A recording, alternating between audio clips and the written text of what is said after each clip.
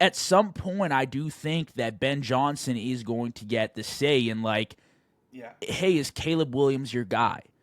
And I don't know when that's going to happen. I'm a big believer in process.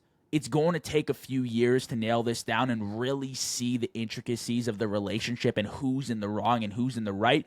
But all I know is I saw Ben Johnson come from a Detroit offense with a ton of talent and a stagnant quarterback that just completed passes and did his job. I have full belief that Ben Johnson can run an offense, and as a head coach, I mean, I'm not seeing too many blunders. He's a leader of men. He talks very poised in his interviews. Like, he's a true leader. Like, I see him as a head coach, so I'm just scratching my head thinking, who's out first if the relationship doesn't work, Ben Johnson or Caleb Williams?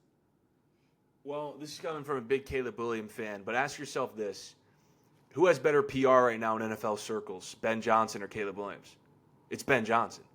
I mean, this guy came in from Detroit, leading the best offense in the league. And he comes in, he's supposed to be like this guru, this genius. Everyone speaks highly of him.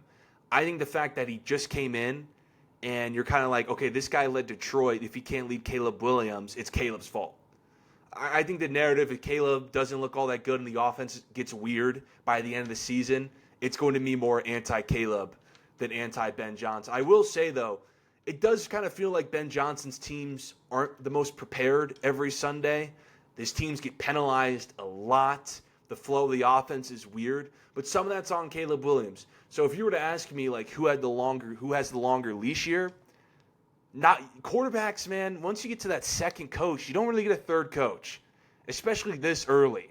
So I think Ben Johnson has the longer leash.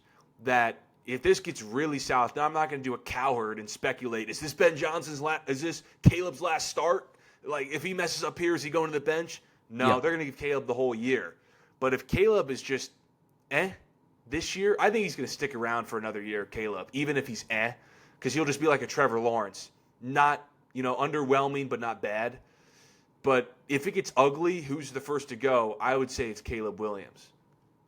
You know what? And I would tend to agree. And you spent a number one overall pick on him, and he's not nearly. I mean, if Bryce Young has a starting job still, Caleb Williams is starting it for at least the rest of the year, right? Like, you got to give him an opportunity. This isn't just a one shot and done, I think.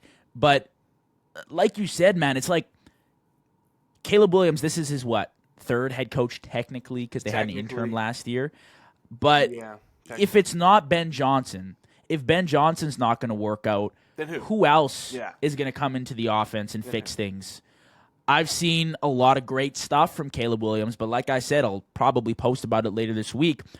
I need to see him take over. I need to see him control games. And besides the scripted plays that I've watched from Caleb Williams, he's kind of all over the place. Like I said, very frantic around the pocket, running around, making things happen. I did not give him enough credit, to be honest with you, for the way that he moves. He truly is a really good athlete. But I think Ben Johnson is looking for somebody that can sit back in the pocket and just pick apart a defense, because his schemes evidently have worked in the NFL. And if that's not going to work with Caleb, I mean, who knows what happens with him moving forward. He'll obviously get multiple shots in the league, I think, with the talent he's got. But again, you bring in an offensive mind like Ben Johnson, I don't think you can just kick him out the front door if Caleb Williams isn't producing. Now, again, I don't want to be one of these media guys that comes out here and says all this rubbish. They got a full year together at minimum. Yeah. At minimum. It has to really go south for somebody to exit by the end of the year. So I'm trusting the process. I want to see what happens.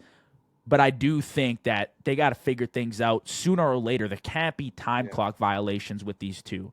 Back-to-back weeks. You got to get that figured out. You got to get the offense rolling. But we'll see. We'll see. We'll probably talk about them next week on Monday Night Recap. Steven, this was great. Thank you. We banged out 41 minutes here. This was awesome.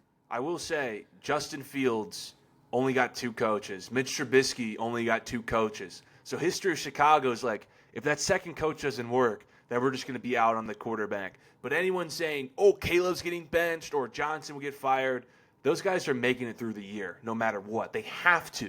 You have to see the year. So I don't want to hear any Bagent talks or anything like that.